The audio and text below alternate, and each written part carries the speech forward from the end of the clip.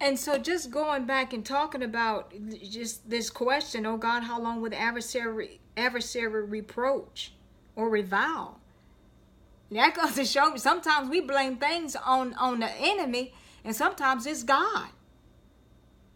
God is the one who doing whatever because we haven't been doing something.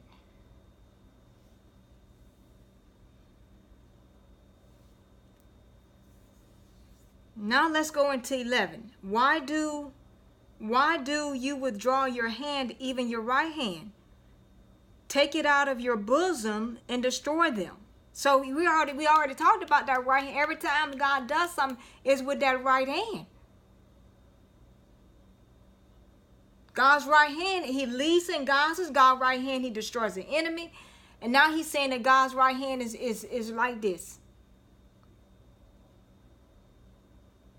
And God's not taking it out.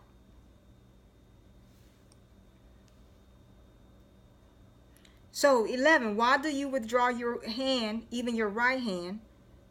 Take it out of your bosom and destroy them. And so this sends us back to Lamentations 2:3.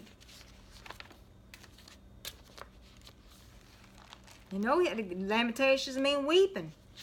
They were doing all that crying. He has cut off in fierce anger every horn of Israel. So every strength of Israel, he has drawn back his right hand from before the enemy. He has blazed against Jacob like a flaming fire, which devours all around. You see what I'm saying? Sometimes we say it's the enemy, but that's God. Chastising. And so this refers us back to what we just read from 7:4-11, and also sends us to Psalm 89:46.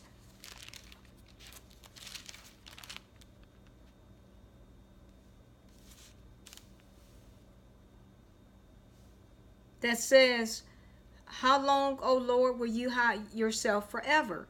Will your wrath burn like fire?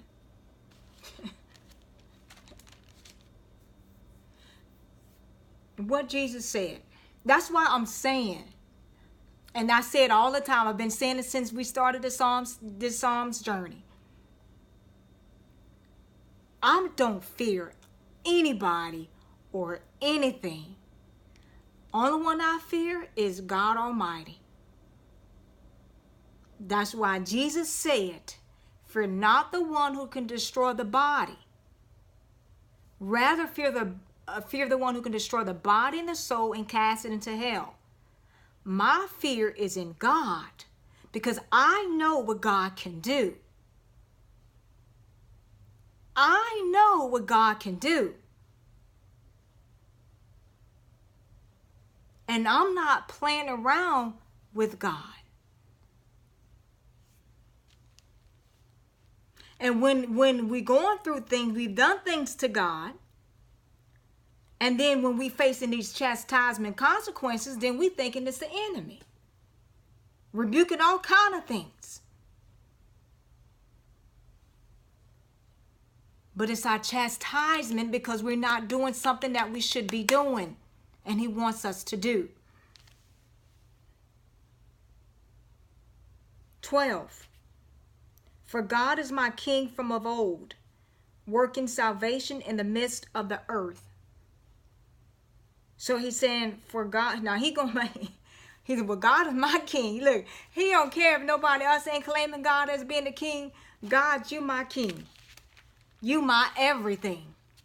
And it sends us to Psalm 44:4 that says, you are my king, O God, command victories for Jacob.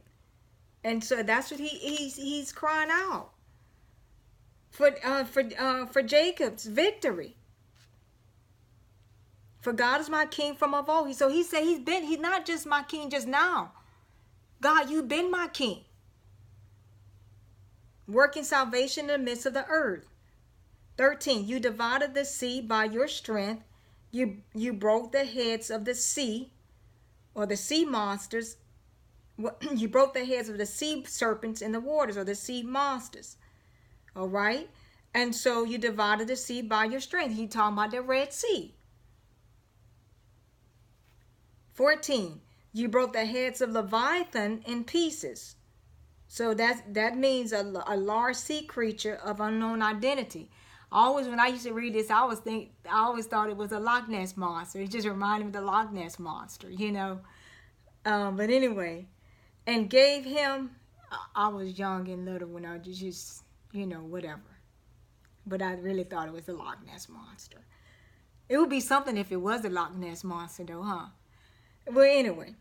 So it says, you broke the heads of Leviathan in pieces and gave him as food to the people inhabiting the wilderness. So he's reminding God all the good things and mighty things he had done. All right. You broke open the fountain in the flood. You dried up mighty rivers. And so let's go ahead and break here and we will elaborate on it in the next one.